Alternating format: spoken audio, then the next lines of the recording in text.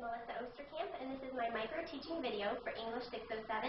My title is called Working on Wording because it focuses on diction. So my topic is about teaching diction and demonstrating how we can help our students have better diction in their writing. So, although we only have a short time together, there are a few important learning goals about diction that will help our students. Those learning goals are: 1. Recognizing what diction is in order to relay that information to our students. 2. Implementing an appropriate time to focus on diction during the writing process. And 3. Communicating helpful diction strategies. So, first I want to talk about what is diction, because before we can teach about diction, we need to actually tell our students what that is. We need to have a good definition and understanding of it ourselves. So, diction is also known basically as good word choice.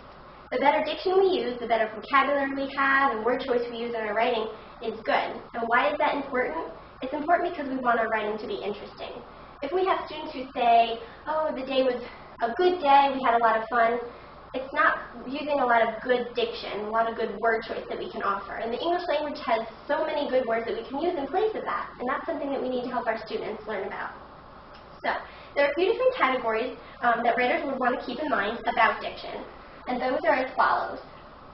First, we need to keep in mind our audience. So, as we write, we're talking about our audience, and we need to know who we're writing for. Are we writing something for a teacher, for a president? Are we writing a letter to our mom or dad? We also need to know what kind of writing level are we. Is this a 4th grade level writing class, 9th grade, college level? They're all a little bit different. Another category is formal versus informal level. So kind of like I touched on earlier, are we writing a letter to a friend, or are we writing a formal research paper? Those kind of things in our writing are going to use a little bit different diction. Another thing to keep in mind is figurative language. These are things like idioms or cliches, metaphors. This type of figurative language can help enhance our writing if we use it properly. Another thing we want to focus on is action verbs versus passive verbs. Most of the time we can strengthen our word choice by changing a lot of passive verbs and changing them into action verbs.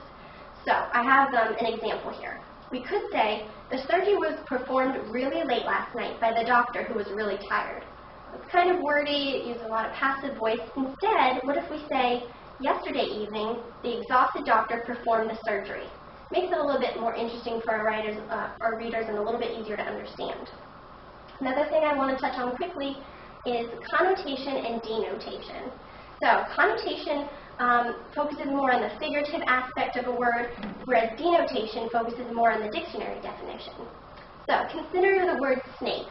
For example, the denotation of the word snake would be a slithery animal that we know in the backyard, whereas the connotation could mean in our writing to describe a person maybe who's a backstabber or who swindles, evil, something like that.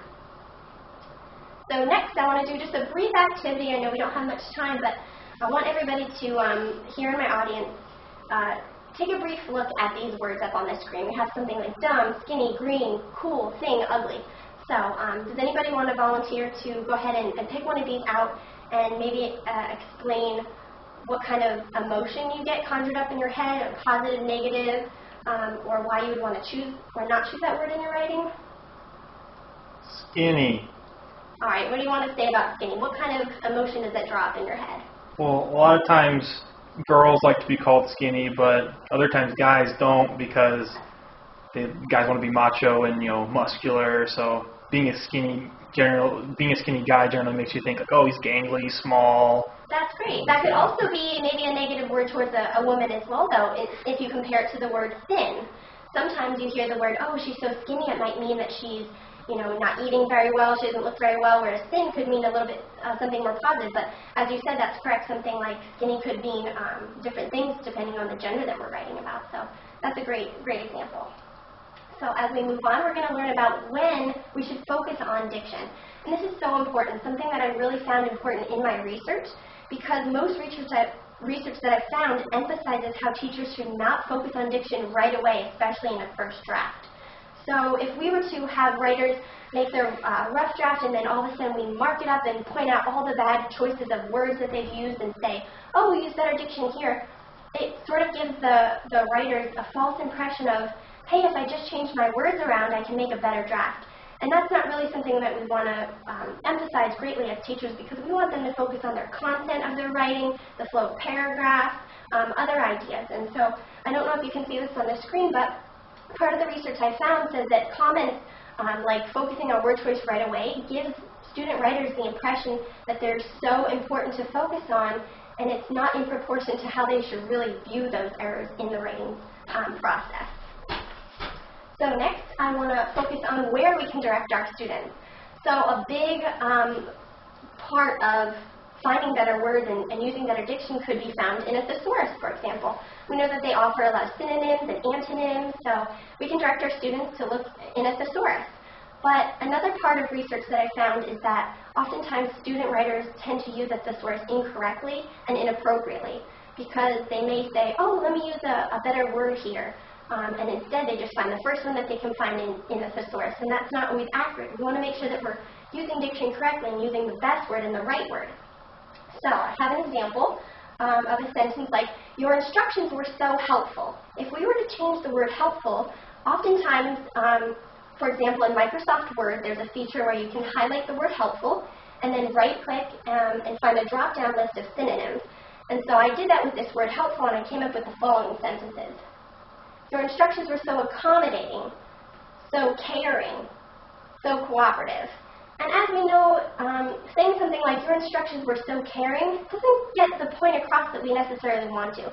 So when we're using a thesaurus or finding synonyms for different words, we want to make sure that we're using those very accurately. And another thing I want to focus on is vocabulary lists. This depends on what kind of teaching we actually do and whether we have the option to use an assigned vocabulary list, but that could be a great part of teaching our students to learn about different words and then actually use them in their writing. And then finally, I want to focus on how we can help our students find the right words. I can't stress enough how important it is to go over examples of words that we can be using. So as you can see up here on the screen, we have words like sing, good, a lot, really, very. Those are big trigger words where we can use much better diction. I know that when I was in a workshop back in freshman college, we focused on a lot of those trigger words. And over time, I came to see that in my writing, those kind of words could be deleted, and we could use much better words in place of them. So if we go over things like that with our student writers, we can help them focus on, hey, which words should I be using and which words could I be replacing? Another thing is to prepare our students, and doing something that like finding trigger words would really help them in their student writing. And then finally, peer review. It's so helpful, and it can help students look at their peers' papers to find out what kind of words that they're using incorrectly. But then over time, it would help them actually figure out what kind of words they're using in their own writing that they could delete or that they could use, something like that. So that was just a quick little overview of diction. I hope you appreciated it. And just so you know that I have the references that I've used for my research down in the comments section. Thank you.